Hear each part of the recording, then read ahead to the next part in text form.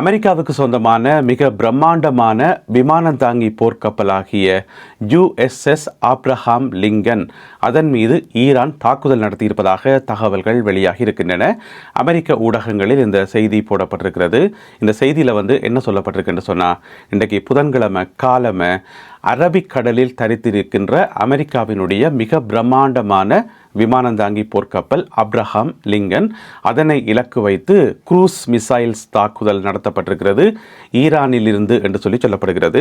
இந்த தாக்குதல் காரணமாக அந்த கப்பல் நிற்கிற அந்த இடம் இருக்குத்தானே, அந்த பொசிஷன் என்று சொல்லுவோம், அது மாற்றப்பட்டிருப்பதாக சொல்லப்படுகிறது. அதாவது இந்த தாக்குதல் நடத்தாக்கு முதல் எந்த இடத்துல அந்த கப்பல் நின்றுச்சதோ அந்த இடத்துல இருந்து நகர்த்தப்பட்டிருக்கு என்று சொல்லி, எனவே மேலதிக விவரங்கள் தெரிய வரையில குரூஸ் போய் நேரடியாக அதை தாக்கிச்சுதா அல்லது சுட்டு வீழ்த்தப்பட்டதா இந்த மாதிரியான விவரங்கள் இதுவரைக்கும் வெளிவரையில். இப்போதான் இந்த செய்தி வந்திருக்குது.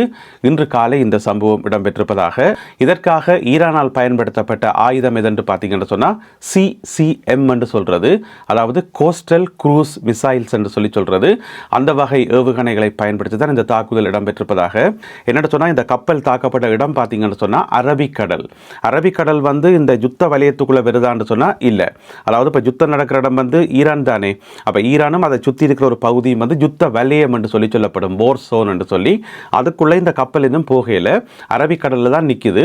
ஆனால் யுத்த வலயத்துக்குள்ளே வந்துடக்கூடாது, வந்தால் இதை விட மோசமாக தாக்கப்படும் என்று சொல்லி ஈரான் அறிவித்திருக்கிறது. அந்த யுத்த வலயம் என்றது உங்களுக்கு தெரியும், அரபிக்கடல். அரபிக்கடலுக்கு அங்கால ஓமான் நாட்டுக்கு சொந்தமான கல்ஃப் ஆஃப் ஓமான் என்று சொல்லுவோம், ஓமானிய வளைகுடா என்று சொல்லுவோம். அதுக்கு அங்கால தான் ஹோமுஸ் நீரிணை. பிறகு ஹோமுஸ் நீரிணையை தாண்டி போகிறது பாரசீக வளைகுடா என்று சொல்றது, பெர்சியன் கல்ஃப் என்று சொல்றது. இதுதான் அந்த யுத்த வலயம். எனவே ஹோமுஸ் நீரிணைக்கு பக்கத்தில் இருந்து தான் ஈரானால் இந்த தாக்குதல் மேற்கொள்ளப்பட்டதாக சொல்லப்படுகிறது. இந்த படத்தில் பார்த்தீங்கன்னு சொன்னால் உங்களுக்கு அந்த மேப் விளங்கும். எனவே இந்த தாக்குதல் பெரும் அதிர்வலைகளை உருவாக்கி இருக்கிறது. உடனடியாக அமெரிக்க தரப்பில் இருந்து இது சம்பந்தமாக எந்த ஒரு தகவலும் வெளியாகவில்லை. அதாவது இந்த காணொளி ஒளிப்பதிவு செய்யப்படும் வரை அவர்கள் எந்த ஒரு தகவலையும் வெளியிடல. பொதுவாக பார்த்தீங்கன்னு சொன்னால் மத்திய கிழக்கில் நடக்கிற இந்த தாக்குதல்களுக்கு பொறுப்பாக இருக்கக்கூடியது அமெரிக்காவினுடைய மத்திய கட்டளை பணியகம். ஆங்கிலத்தில் சென்ட்கொம் என்று சொல்றது, சென்ட்ரல் கொமாண்டை தான் சென்ட்கொம் என்று சொல்றது. அவர்கள் தான் இதை சம்பந்தமான தகவல்களை வெளியிடுவார்கள். எனவே நான் கடைசியாக செக் பண்ணி பார்த்தேன், இதுவரைக்கும் எந்த ஒரு தகவலையும் அவர்கள் வெளியிடல. இதுக்கிடையில் பார்த்தீங்கன்னு சொன்னால், நேற்று செவ்வாய்க்கிழமை அமெரிக்க ஜனாதிபதி டொனால்ட் ட்ரம்ப் அவர்கள் தன்னுடைய ஓவல் அலுவலகத்தில் வைத்து, அவருடைய உத்தியோகபூர்வமான ஓவல் அலுவலகத்தில் வைத்து செய்தியாளர்களோட கதை கேட்குள்ள ஒரு வசனம் சொன்னவர், போற போக்கில் சொன்னவர் என்னென்னு சொன்னால், எங்களுடைய விமானம் தாங்கி போர்க்கப்பலை இலக்கு வைத்து 100க்கும் அதிகமான ஏவுகணைகளை ஈரான் ஏவி இருக்கிறது என்று சொல்லி டொனால்ட் ட்ரம்ப் அவர்கள் நேற்று செவ்வாய்க்கிழமை குறிப்பிட்டிருந்தவர். ஆனால் அது சம்பந்தமாக டீட்டெயிலாக சொல்லல, எந்த கப்பலை இலக்கு வைத்து தாக்குதல் நடத்தப்பட்டது, எந்தெந்த நாட்களில் நடத்தப்பட்டது, 100 மிசைல்ஸ் ஒரேடியாக நடத்தப்பட்டிருக்காது தானே. எனவே அது சம்பந்தமாக மேலதிக விவரங்கள் சொல்லல. அப்படியே போற போக்கில் காய்ச்சொண்டு போய்க்குள்ள 100க்கும் அதிகமான மிசைல்ஸ் ஏவப்பட்டிருக்கு என்று சொல்லியிருக்கிறார். எனவே இந்த தாக்குதல் சம்பந்தமான மேலதிக விவரங்கள் எதிர்பார்க்கப்படுகிறது. அவை கிடைக்கின்ற போது இன்னும் ஒரு காணொலியில் நான் உங்களுடன் பகிர்ந்து கொள்கின்றேன். இதுக்கிடையில் பார்த்தீங்கன்னு சொன்னால், இந்த யுத்த வலயத்துக்கு அண்மையாக வந்த மற்றும் ஒரு அமெரிக்காவினுடைய மிக பிரம்மாண்டமான விமானம் தாங்கி போர்க்கப்பல் இப்பொழுது அந்த களத்தில் இருந்தே அகற்றப்பட்டிருக்கிறது. அதனுடைய பேர் என்னென்று பார்த்தீங்கன்னு சொன்னால் USS Gerald R Ford. USS Gerald R Ford. இந்த அமெரிக்க கப்பல்கள் இருக்குத்தானே, போர்க்கப்பல்கள், விமானம் தாங்கி போர்க்கப்பல்கள், எல்லாத்தினுடைய பேருக்கு முன்னுக்கும் USS இருக்கும், அப்படித்தான் ஆரம்பிக்கும். அது என்னென்று உங்களுக்கு தெரிஞ்சிருக்கும் நினைக்கிறேன். யுனைடெட் ஸ்டேட்ஸ் ஷிப் என்று சொல்றது, அமெரிக்காவினுடைய கப்பல் என்று ஆரம்பித்து தான் அங்கால பேர் போடப்படும். எனவே USS ஜெரால்ட் ஆர் ஃபோர்ட் கப்பல் இப்பொழுது களத்தில் இருந்து அகற்றப்பட்டிருக்கிறது. நீங்கள் கேள்விப்பட்டிருப்பீங்கள், இந்த மாதம் 12ஆம் தேதி அந்த கப்பலில் பிட்டிய ஒரு தீ விபத்து ஒன்று ஏற்பட்டது. அந்த தீ விபத்து காரணமாக 200க்கும் அதிகமானவர்கள், அந்த கப்பலில் பணிபுரிகின்ற பணியாளர்கள், கடற்படையினர் என்று சொல்லி 200க்கும் அதிகமானவர்கள் சிகிச்சைக்கு உட்படுத்தப்பட்டிருந்தார்கள். என்று சொன்னால், அந்த புகையை சுவாசித்ததால் கப்பலில் நிறைய பொருட்கள் எரியக்குள்ள அந்த புகை மோசமாக தான் இருக்கும். எனவே அதை சுவாசித்ததன் காரணமாக சுகையினம் அடைந்த 200க்கும் அதிகமானவர்கள் சிகிச்சைக்கு உட்படுத்தப்பட்டிருந்தார்கள். ஆரம்பத்தில் சொல்லப்பட்டது ஈரானுடைய தாக்குதலாக தான் இருக்கும் என்று சொல்லி, ஒருவேளை ஈரான் அடிச்சிட்டதோ என்று சொல்லி பரபரப்பாக செய்திகள் அடிபட்டது 12ஆம் தேதியும் 13ஆம் தேதியும்.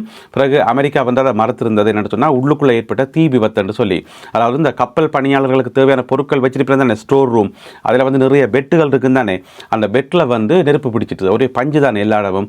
அப்போ அது வேகமாக தீ பரவின என்று சொல்லப்படுகிறது. அந்த சம்பவம் நடந்த பிறகு உடனடியாக அந்த கப்பல் அந்த இடத்துல இருந்து அகற்றப்பட்டிருக்கிறது. அதாவது மத்திய கிழக்கில் இருந்தே அகற்றப்பட்டிருக்கிறது. எங்கே வந்திருக்குன்னு சொன்னால் இப்போ கிரீஸ் நாட்டுக்கு கொண்டு வரப்பட்டிருக்கிறது. கிரீஸ் நாட்டில் வந்து கிரெட் என்று சொல்லி ஒரு தீவு பகுதி ஒன்று இருக்குது. அதில் வந்து பிட்டி ஒரு கடற்படை முகாம் ஒன்று இருக்குது. அது வந்து அமெரிக்காவினுடைய கடற்படை முகாம் இல்லை, அது வந்து கிரீஸ் நாட்டுக்கு சொந்தமான கடற்படை முகாம் தான். அதனுடைய பேர் வந்து சவுதா பே என்று சொல்கிறது. சவுதா பே கடற்படை முகாம் என்று சொல்லி கிரெட் என்ற இடத்துல இருக்குது. அதை வந்து நேட்டோவும் பாவிக்கணும், அமெரிக்காவும் பாவிக்கணும், எல்லாரும் சேர்ந்து தான் பாவிக்கணும். ஆனால் கிரீஸ் நாட்டுக்கு சொந்தமான ஒரு கடற்படை முகாம் அதில் கொண்டு வந்து நிறுத்தப்பட்டிருக்கிறது இந்த USS ஜெரால்ட் ஆர் ஃபோர்ட் என்று சொல்லப்படுற இந்த பிரம்மாண்டமான விமானம் தாங்கி போர்க்கப்பல். அது வந்து திருத்த பணிகளுக்காக கொண்டு வரப்பட்டிருக்கிறது. நேற்று முன்தினம் 23ஆம் தேதி அது கிரீஸ் நாட்டை வந்தடைந்திருக்கிறது. இந்த தாக்குதலை நடத்தியதன் பிறகு ஈரானிய தரப்பில் சொல்லப்பட்டிருக்கிறது, யுத்த வலயத்துக்கு வருகின்ற எந்த ஒரு பிரம்மாண்டமான கப்பலாக இருந்தாலும் தொடர்ந்து தாக்கப்படும் என்று சொல்லி ஈரான் கடுமையான எச்சரிக்கை விடுத்திருக்கிறது. எனவே இந்த தாக்குதல் தொடர்பான மேலதிக விவரங்களை நாங்கள் எதிர்பார்க்கிறோம். அவை கிடைக்கின்ற போது அடுத்த காணொளியில் நான் பகிர்ந்து கொள்கின்றேன். இனி நாங்கள் இலங்கை செய்திகளை பார்க்கலாம். மேலதிகமான உலக செய்திகளை விரிவாக விளக்கமாக தெரிந்து கொள்ள தமிழடியான் வேர்ல்டு யூடியூப் சேனலுக்கு வாருங்கள். கைது செய்யப்பட்டு விளக்கமறியலில் வைக்கப்பட்டிருக்கின்ற அரச புலனாய்வு பிரிவினுடைய முன்னாள் தலைவர் மேஜர் ஜெனரல் சுரேஷ் சாலே இப்பொழுது மருத்துவமனையில் அனுமதிக்கப்பட்டிருக்கிறார். அவருக்கு திடீரென ஏற்பட்ட சுகயினம் காரணமாக மருத்துவமனையில் அனுமதிக்கப்பட்டிருப்பதாக, அதாவது கொழும்பு தேசிய வைத்தியசாலையில் அவர் அனுமதிக்கப்பட்டிருப்பதாக தகவல்கள் வெளியாகி இருக்கின்றன. நேற்று 24ஆம் தேதி தான் அவர் அனுமதிக்கப்பட்டிருக்கிறார். உங்களுக்கு தெரியும், சுரேஷ் சாலே வந்து கைது செய்யப்பட்டு இப்போ 90 நாட்கள் பயங்கரவாத தடை சட்டத்தின் கீழ் PTA-யின் கீழ் தடுத்து வைக்கப்பட்டு விசாரிக்கப்பட்டு வருகின்றார். அவர் மீது 3 விதமான குற்றச்சாட்டுகள் முன்வைக்கப்பட்டு அது தொடர்பான விசாரணைகள் முன்னெடுக்கப்பட்டு வருகின்றன. இந்த சந்தர்ப்பத்தில் தான் அவர் வந்து மருத்துவமனையில் அனுமதிக்கப்பட்டிருக்கிறார். மருத்துவமனையிலும் பலத்த பாதுகாப்பு போடப்பட்டிருப்பதாக சொல்லப்படுகிறது. தீவிர கண்காணிப்பின் கீழ் அவருக்கு சிகிச்சையும் வழங்கப்படுகிறது. அதே வேளையில் அவர் கண்காணிக்கப்பட்டுக் கொண்டிருப்பதாக சொல்லப்படுகிறது. நீதிமன்றத்தினுடைய அனுமதியுடன் தான் அவர் மருத்துவமனையில் அனுமதிக்கப்பட்டுள்ளார். அடுத்த செய்தி இலங்கையையும் பாதிக்கக்கூடிய ஒரு செய்தி தான். இந்த செய்தியில் என்ன சொல்லப்பட்டிருக்கு என்று சொன்னால், ஆசிய நாடுகள் அனைத்து ஆசிய நாடுகளும் கோவிட் காலத்துக்கு திரும்புகின்றன என்று சொல்லி உங்கள் எல்லாருக்குமே ஞாபகம் இருக்கும். இந்த கோவிட் காலத்தில் வந்து நாங்கள் எப்படி இருந்தாங்கன்னு சொல்லி ஒரே லாக்டவுன், எங்கும் போக முடியாது, மாஸ்க் போடணும், இந்த மாதிரி கணக்க பிரச்சனைகள் உங்கள் எல்லாருக்குமே அது ஞாபகம் இருக்கும்னு நினைக்கிறேன். எனவே அந்த ஒரு காலத்துக்கு வந்து கோவிட் எராவுக்கு வந்து திரும்புகின்றன ஆசிய நாடுகள் என்று சொல்லி இந்த செய்தியில் சொல்லப்பட்டிருக்கிறது. இந்த செய்தியை வெளியிட்டிருக்கிறது வந்து பிரித்தானியாவினுடைய பிரபலமான ஊடகம் த டெலிகிராஃப் பத்திரிகை. அதில் தான் இந்த செய்தி போடப்பட்டிருக்கிறது. என்னென்னு சொன்னால், இந்திய பிரதமர் நரேந்திர மோடி அவர்கள் எல்லா ஆசிய நாடுகளுக்கும் எச்சரிக்கை விடுத்திருக்கிறார். அனைவரும் தயாராக இருங்கள், அனைவரும் ஒன்று சேர்ந்து நாங்கள் இப்போ செயல்பட வேண்டியிருக்குது. ஏனென்று சொன்னால், நாங்கள் கோவிட் காலத்துக்கு திரும்ப போகின்றோம். அப்படியான ஒரு நெருக்கடி எல்லா ஆசிய நாடுகளையும் பாதிக்கும் என்று சொல்லி இந்திய பிரதமர் நரேந்திர மோடி அவர்கள் எதிர்ப்பு கூறியிருக்கிறார் என்று சொல்லி இந்த செய்தியில் சொல்லப்பட்டிருக்கிறது.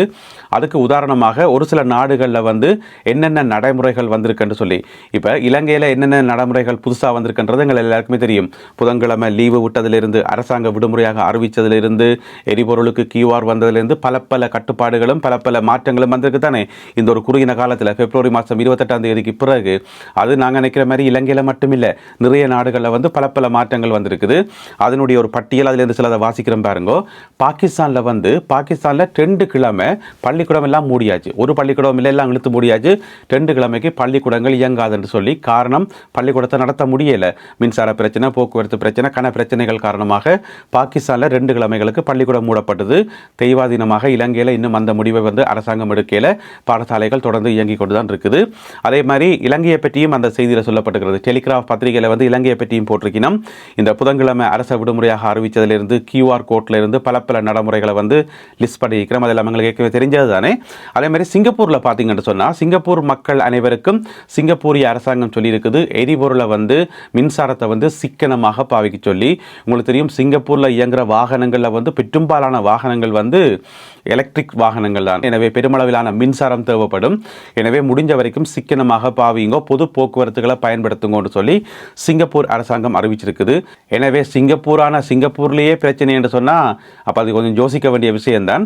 அதே மாதிரி தாய்லாந்தில் பார்த்தீங்கன்னு சொன்னால், தாய்லாந்தில் இருக்கக்கூடிய சகல அதிகாரிகளுக்கும் வந்து, அதாவது அரச அதிகாரிகள் எல்லாருக்குமே சொல்லப்பட்டிருக்கான், ஒரு தரம் வெளிநாட்டுக்கு போகக்கூடாதுன்னு சொல்லி. வெளிநாட்டு பயணம் எல்லாத்தையும் நிப்பாட்டி வீட்டிலே இருங்கோ, எல்லாரும் உள்நாட்டிலே இருங்கோன்னு சொல்லி சொல்லப்பட்டிருக்காங்க. ஏன்னு சொன்னால் இதுதான் சேம் பிரச்சனை. எரிபொருள் பிரச்சனையிலிருந்து பல பிரச்சனைகள். எனவே யாரும் வெளிநாட்டுக்கு போக முடியாது சொல்லி, அதாவது சாதாரண பொதுமக்கள் போகலாம். அரச உத்தியோகத்தர்கள் மற்றும் அரசாங்க அதிகாரிகள், அமைச்சர்கள், பாராளுமன்ற உறுப்பினர்கள் ஒரு தடவை நாட்டை விட்டு வெளியில் போகலான்னு சொல்லி தாய்லாந்தில் உத்தரவு பிறப்பிக்கப்பட்டிருக்கிறதாம். இப்படியாக பல ஆசிய நாடுகளில் பலவிதமான கட்டுப்பாடுகள் வந்து கொண்டே இருக்கின்றன. எனவே அவை கோவிட் காலத்துக்கு திரும்புகின்றன என்று சொல்லி டெலிகிராஃப் பத்திரிகையில் செய்தி போடப்பட்டுள்ளது. நல்லது அன்பான உறவுகளை, இத்துடன் இன்றைய செய்திகளும் தகவல்களும் நிறைவு பெறுகின்றன. இந்த காணொலியில் பகிர்ந்து கொள்ளப்பட்ட செய்திகள் தொடர்பான உங்களுடைய கருத்துக்களை மறக்காமல் கீழே எழுதுங்கள். மீண்டும் சந்திப்போம். நன்றி, வணக்கம்.